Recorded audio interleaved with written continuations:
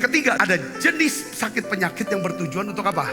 Menyatakan kemuliaan Tuhan, menyatakan kemuliaan Tuhan. Yohanes 11 ayat 4, kita baca sama-sama. Ketika Yesus mendengar kabar itu, ia berkata, penyakit itu tidak akan apa? Membawa kematian, tetapi akan menyatakan apa? Kemuliaan Allah. Sebab oleh penyakit itu anak Allah akan dimuliakan. Jadi ada dua cara saudara Tuhan menyatakan kemuliaannya lewat sakit penyakit atau penderitaan kita. Yang pertama adalah Tuhan sembuhkan sakit penyakit kita, ya, dengan mujizat kesembuhan. Mujizat kesembuhan bisa karena didoakan dan atau saudara berobat dan sembuh. Saya percaya bahwa walaupun tindakan medis, minum obat, didoakan, itu pun merupakan kesembuhan yang berasal dari Allah. Oh enggak, karena dokternya pinter, obatnya paten Pak, makanya aku sembuh. Iya, tapi itu karena Tuhan. Coba aja saudara, dokter itu cuma bisa ngerobek kulit kita sampai ke daging kita. Tapi untuk bisa nyatuin lagi, pakai obat apapun, kalau Tuhan bilang enggak usah nyatu, mau pakai obat apapun bisa nggak nyatu. Darah yang keluar itu bisa berhenti, itu karena Tuhan. Setuju gak saudara? Katakan amin. Tuhan bisa menyatakan kemuliaannya lewat apa? Kesembuhan. Seperti Lazarus, dia sakit lalu dia mati, lalu Yesus bangkitkan dia dari kematian. Wah, banyak orang Yahudi, bahkan imam-imam, orang-orang Lewi berbondong-bondong mau lihat Yesus dan juga lihat siapa? Lazarus.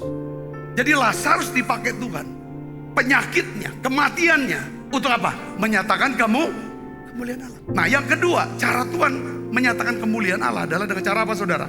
Bahwa Tuhan menyatakan kemuliaannya melalui apa? Penderitaan dan sakit penyakit. Jadi lewat sakit penyakit ini saudara, ya kan? Sakitnya gak disembuhkan sama Tuhan, tapi Tuhan bisa pakai penyakit atau kelemahan kita ini untuk apa saudara? Untuk menyatakan kemuliaan Dia. Katakan amin. Jadi kita bisa punya hubungan yang intim dengan Tuhan lebih dalam lewat penderitaan atau sakit penyakit. Lalu kita bisa berdoa, ya, minta akhirnya kita punya karakter, ya, yang sabar, lembut, gak keras, gak sombong, ya saudara, ya kan, lebih enak, saudara. Lalu lewat penyakit atau kelemahan ini kita bisa menangkan banyak orang, menguatkan, mengubah hidup orang. Satu ayat dari seorang hamba Tuhan, saudara, yang menyatakan kemuliaan Tuhan dalam hidupnya, dalam kesakitan, dalam penderitaannya. Siapa namanya? Rasul Paulus. Dia bersaksi saudara. Kita baca 2 Korintus 12 ayat 7-9. Dan supaya aku jangan meninggikan diri. Itu karakter kan? Ya, jangan aku meninggikan diri. Penyakit seringkali, penderitaan seringkali membuat kita menjadi orang yang lemah lembut, rendah hati. Katakan amin saudara. Karena pernyataan-pernyataan yang luar biasa itu, maka aku diberi suatu duri dalam daging. Bayangkan saudara, duri dalam daging. Saudara pernah gak makan duri, kemakan duri ikan, tulang ikan, nempel di sini. Wah, sakit minta ampun, menderita saya. Ini dia saudara, ini dalam daging dia. Saya gak tahu di mana, ini penyakit nih. Salah satu, yaitu seorang utusan iblis untuk menggocok aku, supaya aku jangan membentuk karakter. Seringkali kita tuh kalau udah lapang sedikit, lega sedikit, diberkati, kita cenderung jadi orang yang apa? Sombong, angkuh. Karena Tuhan izinkan ini loh, tangisan. Oke, yang di sini kamu naik, yang di sini kamu mengerang.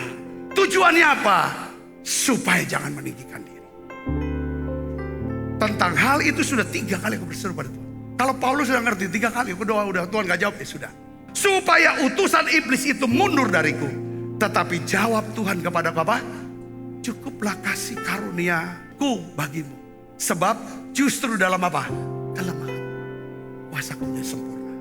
Sebab itu terlebih suka aku bermegah atas kelemahanku, supaya kuasa Kristus turun menaungi aku.